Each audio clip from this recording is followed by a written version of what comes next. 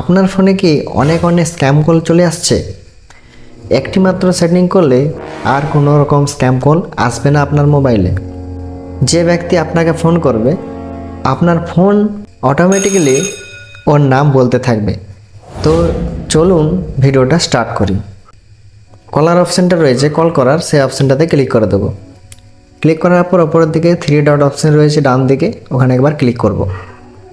তারপরে settings option রয়েছে, সেটিংসে আবার ক্লিক করে দেবো। ওপরের দিকে স্ক্রল করে দেবো। এখানে দেখুন নিচের দিকে কলার আইডি অ্যানাউন্সমেন্ট, এখানে একবার ক্লিক করে দেবো।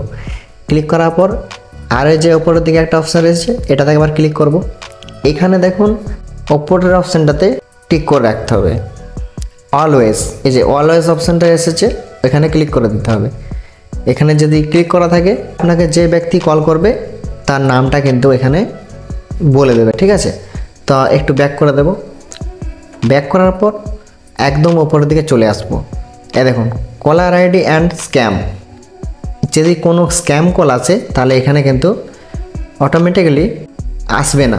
তো এই দুটি অপশানকে আপনাকে অন করে রাখতে হবে, তাহলে কোনো রকম স্ক্যাম কল আসবে না। দেখুন এখানে লেখা রয়েছে see caller and scam ID, ঠিক আছে? এগুলো অফ হয়ে থাকবে।